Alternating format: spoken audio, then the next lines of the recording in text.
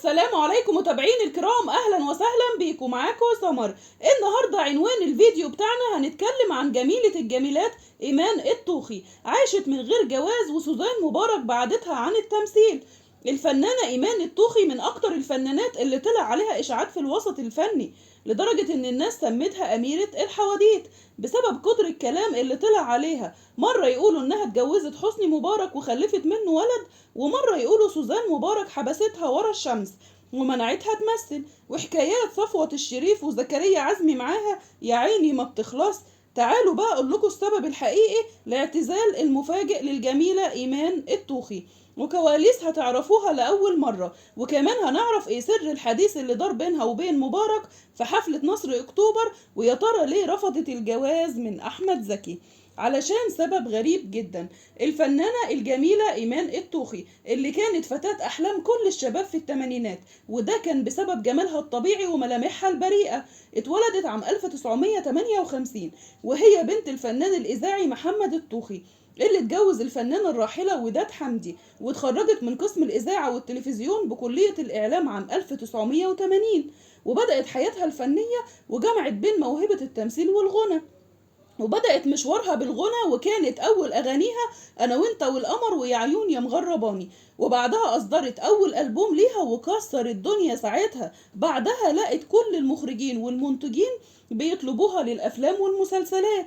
وأول عمل ظهرت فيه إيمان الطوخي ظهرت كضيفة شرف في فوازير فطوطة مع الفنان سمير غانم عام 1982. بعدها عملت دور مهم جدا في فيلم الحكم آخر الجلسة مع الفنان نور الشريف. وفي يوم وهي على مسرح الجامعة اتعرف عليها المخرج المسرحي فؤاد عبد الحي، وبدأت بينهم قصة حب. بعدها تقدم لها وخطبها، بس ما كانش فيه تفاهم ما بينهم خالص وفسخت الخطوبة. ولما اتعرفت إيمان أو اتعرفت للجمهور ساعتها كانت حريصة إن التمثيل ما ياخدهاش من الغنى، وعملت ألبوم مع نفسها كده في أوائل التسعينات مع الملحن محمد ضياء.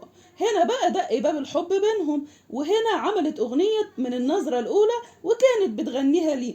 بعدها اتخطبوا، بالرغم كانت أكبر منه ب10 سنين. استمرت الخطوبة دي 3 سنوات، بعدها اتفسخت الخطوبة، وده علشان إيمان قالت له إن هي مش عايزة تخلف بعد الجواز. هنا بقى دخلت إيمان في مرحلة اكتئاب شديدة جدا، وبعدها اتقابلت مع أحمد زكي اللي كان بيحبها جدا ومعجب بيها قوي وصارحها بحبه ليها وطلبها للجواز.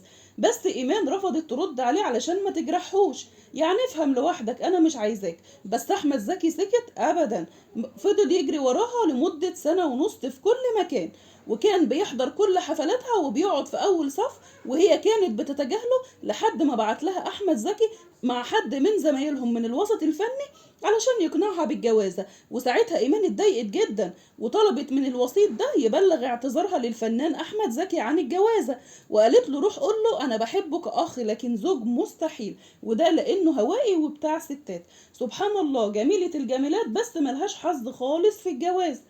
وبعد دورها في مسلسل رأفت الهجان طلع عليها إشاعة إنها بنت المقرئ محمد الطوخي، وإنها خرجت عن طوعه واشتغلت ممثلة غصب عنه. نيجي بقى لأهم حاجة في حكايات إيمان الطوخي، حكايتها مع الرئيس حسني مبارك.